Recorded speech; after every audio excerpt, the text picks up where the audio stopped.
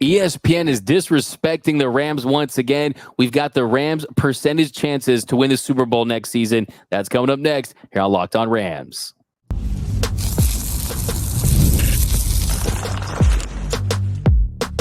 You are Locked On Rams, your daily Los Angeles Rams podcast. Part of the Locked On Podcast Network, your team every day. What is up, Ramily, and welcome to another episode of Locked On Rams, your daily podcast covering your Los Angeles Rams. Free and available wherever you get your podcasts.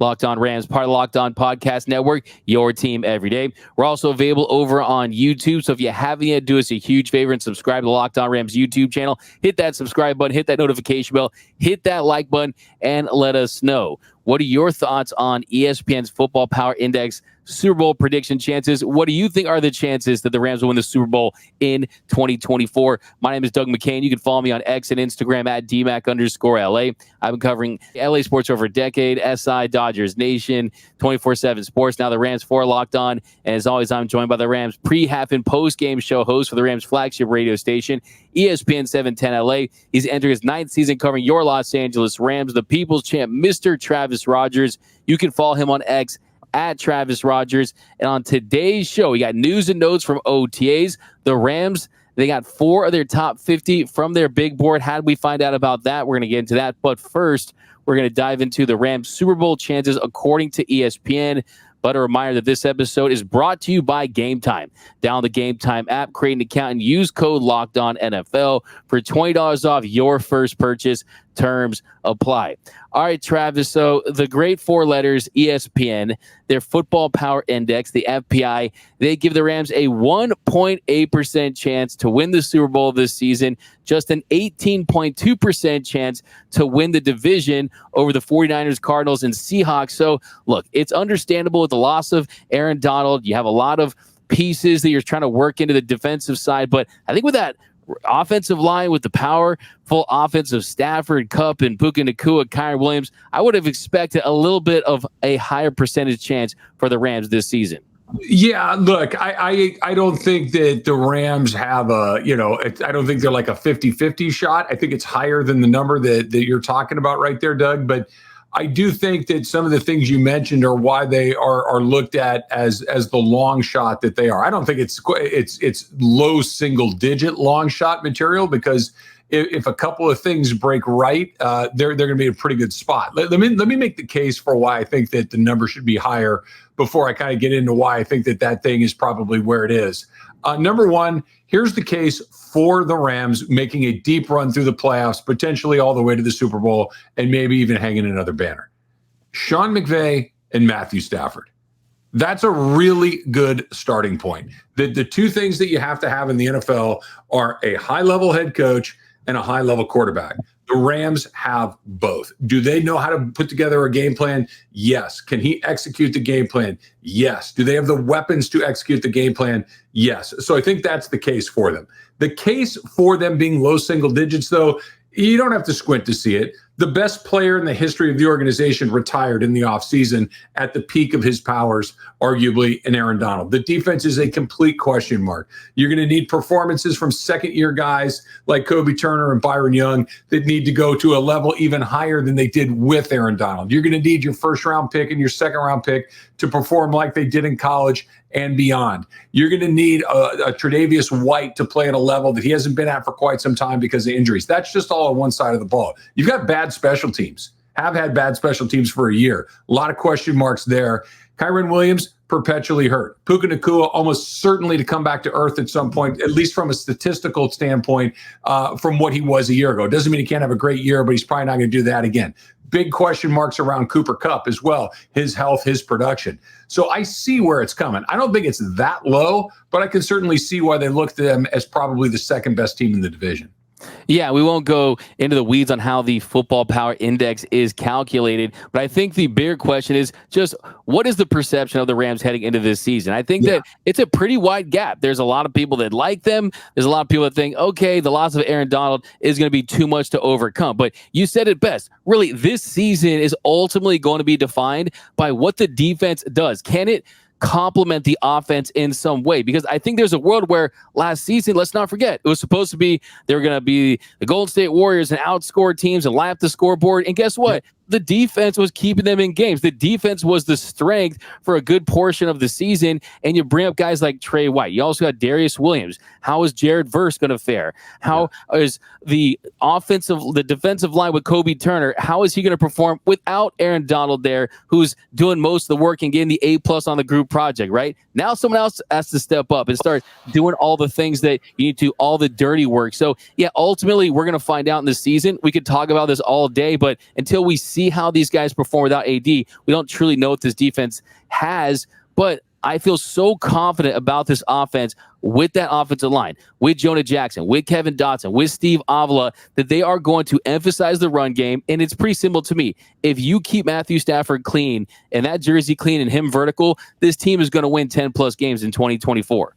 Yeah, I think the offense is the thing that you worry about the least, is because you got the quarterback, because you got weapons. I'm with you. I think the offensive line, obviously injury is the great wild card, but that's true for everybody. I don't think that the Rams are necessarily more vulnerable to that than anyone else, but I think you're right. It comes back to their performance on the other side of the ball. It comes back to their performance defensively and special teams, which I know, we tend to only talk about them when they're not very good. Well, they weren't very good last year on special teams. I think that if, looking at the 32 teams in the league, we know that the Rams are going to be in the top half offensively. And I would think that maybe even in the top 10 offensively is probably a fairly realistic expectation for where they're going to land on that side.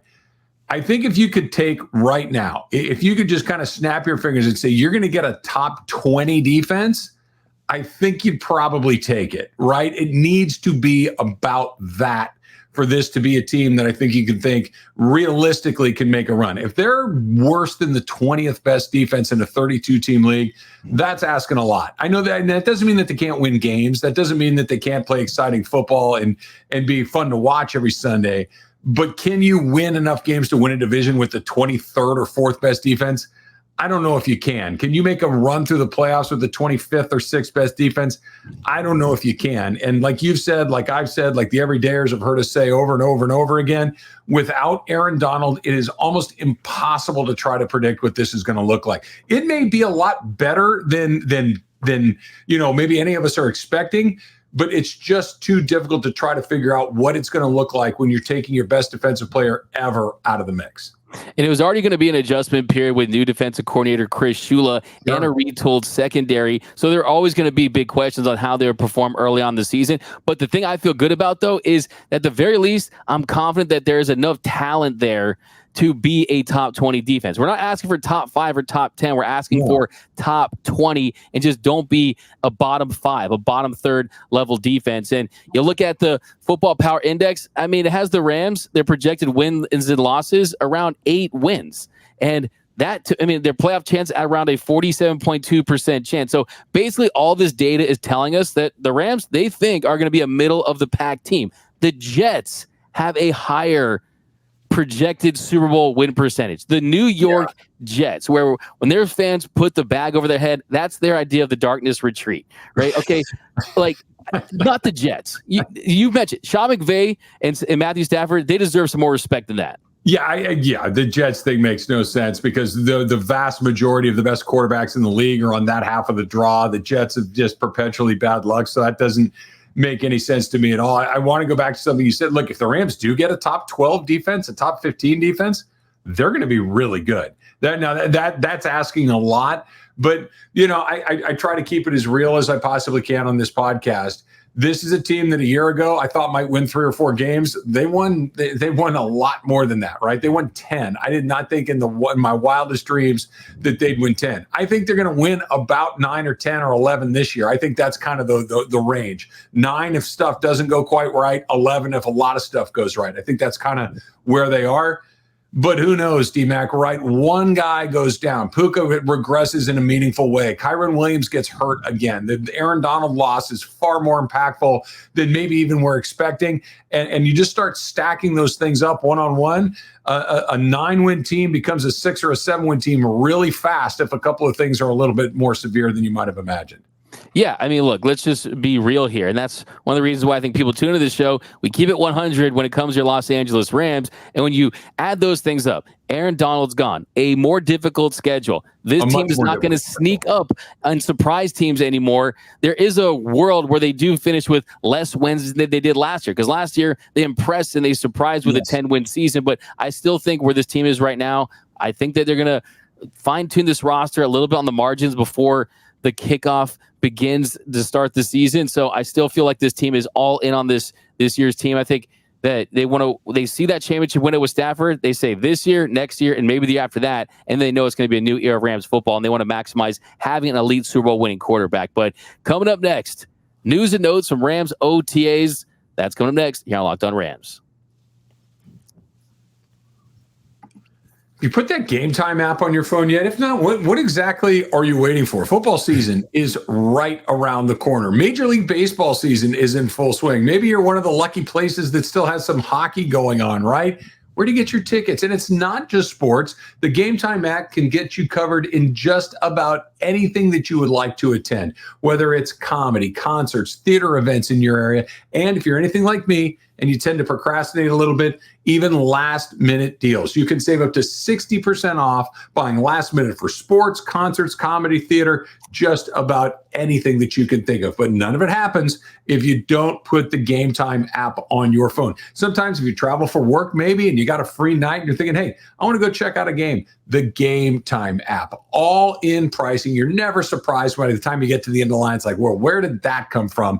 Never at Game Time. So take the guesswork out of buying all of your tickets, especially your NBA tickets, your Major League Baseball tickets with the Game Time app. Download the app, create an account, use the code LOCKEDONNFL for 20% off of your first purchase. Terms apply. Again, here's how you do it. You create an account, you redeem the code LOCKEDONNFL, LOCKEDONNFL for $20 off your first purchase. Download the Game Time app today. Last minute tickets, lowest prices guaranteed.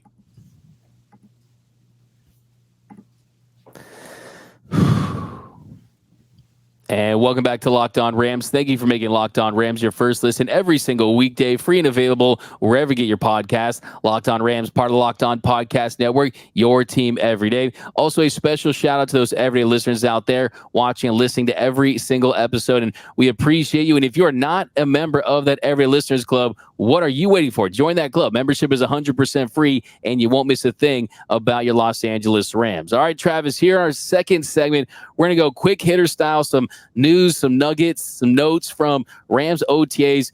Talked about him in the first segment, Matthew Stafford. And the big takeaway from Sean McVay's presser the other day is that Matthew Stafford is going to be in attendance for voluntary workouts all off season. That's not going to change when mandatory mini camp starts next week. And Sean McVay confirmed this to reporters. He said, same as the last time we spoke, we're just keeping everything internally. But he did confirm that Stafford is going to be a part of all the team activities this offseason. So hope they get a deal done. I'm sure that they're working something out behind the scenes, but the good thing is he's not going to miss any action. It's not going to be a distraction for this team this offseason. No, and quite frankly, this is almost exactly what I anticipated with them with this particular topic, that quarterbacks don't hold out. Quarterbacks don't get in contract disputes and then miss time. And that's not to mean that the running backs and offensive linemen or whoever else may do it is any worse. It's just different. If you're the quarterback, you need to show up and go to work. Matthew Stafford has been the consummate professional his entire career. The Rams don't do drama. Here's what I'm telling you. You're going to turn on Locked On Rams one morning, one afternoon. You're going to flip open your computer. You're going to see on the internet, and there's going to be an announcement that the Los Angeles Rams and Matthew Stafford have come to an agreement. They're going to lay out some terms, and everybody's going to live happily ever after. Because here's why. They both need each other. The Rams know they're not getting a better quarterback anytime soon. He knows there's not a better opportunity for out there anywhere else. They've won a Super Bowl together. Los Angeles is a pretty nice place to live. This will get done. He's there. He's a leader. This doesn't surprise me at all. Absolutely. As someone who has stayed in relationships for months after just because we went half on rent, sometimes you just need each other, right? And you're absolutely right in this situation. The Rams need Matthew Stafford as much as Matthew Stafford needs the Rams. And for me, the biggest indicator in all this, the biggest takeaway is this tells me that Matthew Stafford wants to play not just next year, not just the year after that, but for the next 3 years. And I'll tell you what else too, D-Mac. It tells you that he thinks they're good. Yeah, right? Because if he thought that this was a you-know-what team, he's not looking to sign up. But football hurts. Even the quarterbacks. He went through it. It hurts. We know that he's had some things happen to him in his career that I'm sure are unpleasant. And you're not doing that just to collect a check, as big of a check as it might be. You're doing that because you can get paid and you can win.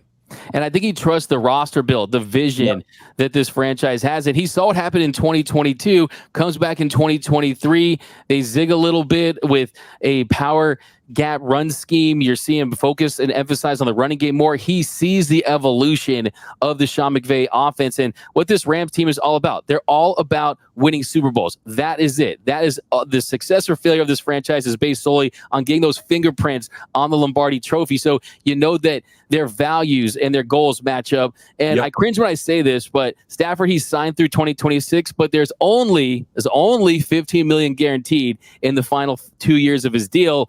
You look at the way the quarterback market's already been reset. It makes perfect sense why a guy wants to get a little more security. Mark down the day. Today's June 5th. and I'm telling you right now, by the time we get to training camp in a month and a half or so, there will be an announcement that the Rams and Matthew Stafford have come to an agreement, or shortly thereafter. This will not linger. This will get done. They do it quickly. They do it privately. They do it without fanfare until the announcement is done. On a scale of 1 to 10 about my worry level on this is a negative 75. It's just not going to be an issue.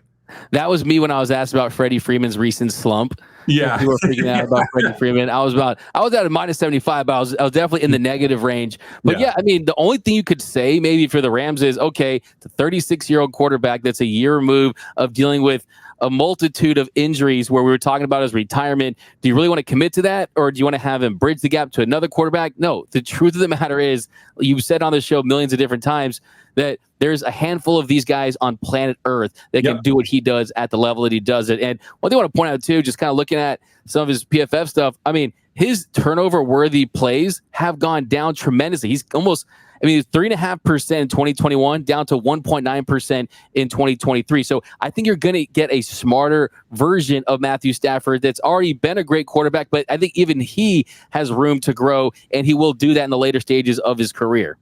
Now, there are, like you said, there are, if you're being generous, there are 15 guys on earth that are good at this job. It pays incredibly well. It pays well even if you're not good at it. But if you're one of the really good ones, you get basically whatever you want. The Rams know what they have. They're going to pay accordingly. He's not going anywhere. He's not going anywhere. And by the way, don't announce it too quickly. We need to squeeze a couple more episodes out of this whole angle. So let's not rush this thing, okay? Now, a couple quick nuggets. I really want to mention this one to you is Jared Verse, the Rams' first-round pick, number 19, out of Florida State. He's saying that he wants to return kicks. Right. Blackburn, he was asked about it, and he said that he's crazy, and he said, I know Jared Verse wants to be a returner. That's an interesting one. And of course, you have the new special teams rules, but come on now, Jared Verse returning kicks, that's a little ridiculous. Yeah, no, I don't think that's good. But let's go. Okay, if we're talking ridiculous, let's talk about this. Rams special teams last year were bad. And I don't want to look, Jared Verse is not going to return kicks. We all know that. But the idea of thinking outside the box, I think, is really interesting. I'll go back to what we were talking about with, I think it was the Steelers earlier this year, where maybe Justin Fields was going to be involved in some return. I don't think you're going to put your quarterback or your backup quarterback out there. The risk is too high. But I do think this is true. Somebody's going to crack the code on this before everyone else does. Somebody's going to figure out a way to be better at this before the rest, because we know how it goes, right? Somebody has an idea, the rest of the league studies it, they copy it, they implement it, and then someone else has to come up with a new idea. This is brand new. The new kickoff rules are entirely different than anything anybody's ever seen in the NFL before. It's going to take a little time for everybody to kind of catch on. somebody that can do it better earlier has a tremendous advantage. I don't think Verse is going to be a part of the return team, but thinking outside of the box like that is really interesting to me, especially with a team like the Rams. And we'll see what it looks like with Josh Carty as their kicker this year. But just the Rams have had zero presence in special teams over the last couple of seasons outside of Matt Gay's big leg. They haven't had a return game. They basically fair catch everything. There's been nothing there. So I'm excited to see what that looks like.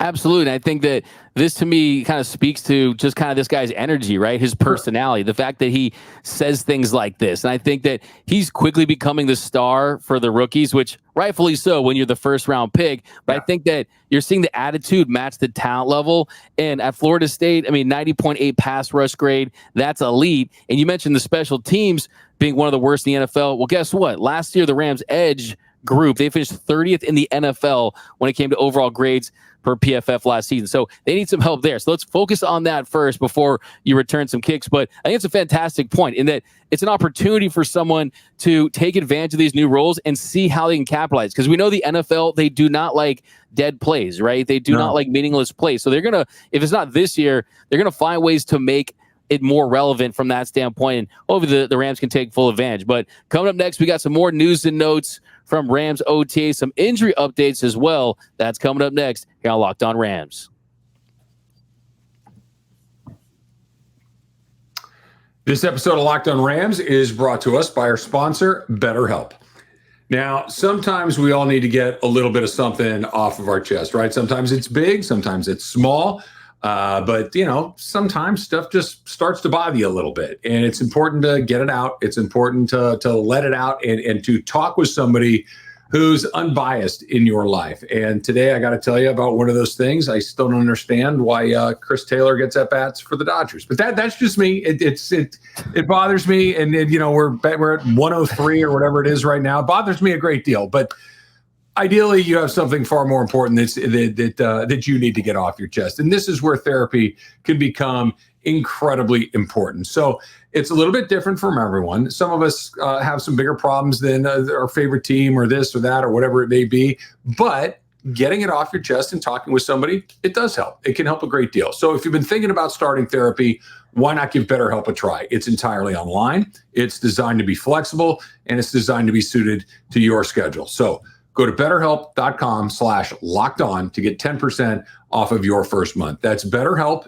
HELP.com/lockedon.